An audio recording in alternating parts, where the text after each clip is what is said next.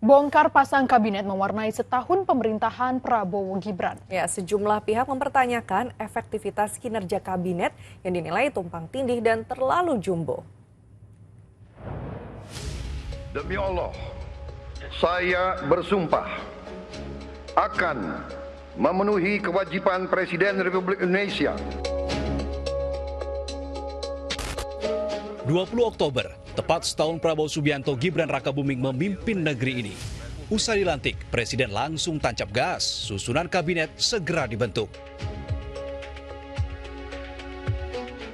Total ada 49 kementerian dan 10 pejabat setingkat menteri dilantik. Ini belum termasuk wakil menteri yang jumlahnya lebih dari 50 orang. Angka ini jauh lebih banyak dari anggota Kabinet Indonesia Maju era Presiden Joko Widodo yang berjumlah 34 orang. Prabowo beralasan, sebagai negara besar, Indonesia memang harus diurus banyak orang, apalagi wilayah yang dipimpinnya luas dan penduduknya sangat banyak. Jumlah anggota kabinet kita sebanyak 48 menteri. Juga ada badan-badan yang sangat strategis. Ini memang lebih banyak dari pemerintah sebelumnya. Jumlah ini saya sadari memang bisa dianggap tergolong besar, tapi memang bangsa kita bangsa yang besar. Kita tidak dapat pungkiri bahwa kita negara keempat terbesar di dunia dari jumlah penduduk.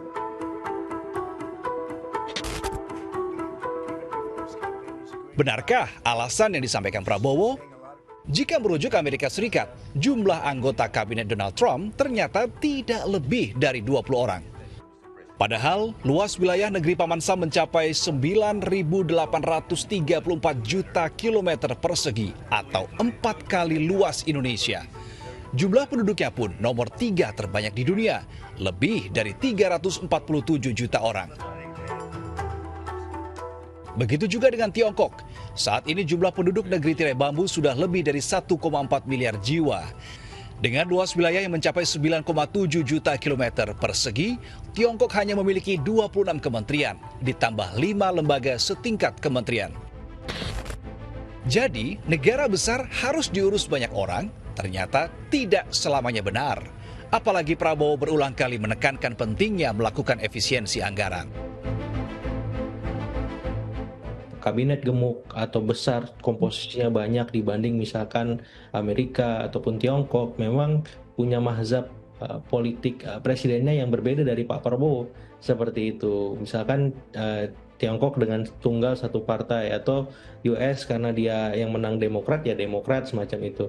Tidak ada irisannya dengan Republik. Nah, di kita mazhab politiknya berbeda. Mazhab rangkulisme itu yang mengemuka, sehingga mau tidak mau semua partai, semua ormas, organ relawan, bahkan organisasi lainnya itu diberi ruang untuk turut berkontribusi ya, membangun pemerintahan. Demi dharma bakti saya kepada bangsa dan Dalam setahun terakhir, Presiden sudah 4 kali melakukan reshuffle. Pertama pada Februari 2025, ketika Menteri Pendidikan Tinggi Sains dan Teknologi Satrio Sumantri Brojonegoro digantikan Brian Yuliarto. Lalu pada awal September silam, beberapa menteri diganti, mulai dari Menteri Keuangan, Menteri Perlindungan Pekerjaan Migran Indonesia, Menteri Koperasi, serta Presiden juga melantik Menteri Haji dan Umroh.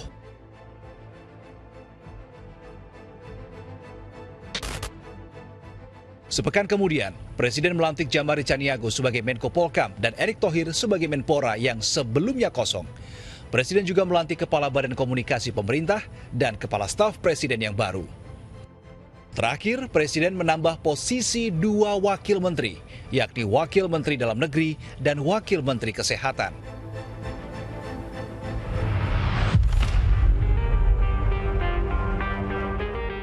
Dengan perubahan nomenklatur yang bisa terjadi setiap saat, mengurus kabinet gemuk tentu bukan perkara mudah. Efektivitas kinerja, tumpang tindih kebijakan, dan koordinasi yang semakin rumit akan jadi tantangan tersendiri bagi pemerintah dalam menjalankan roda pemerintahan. Padahal, idealnya semakin tua usia sebuah negara, seharusnya semakin efisien dan lincah birokrasi pemerintahannya. Tim Liputan SCTV melaporkan.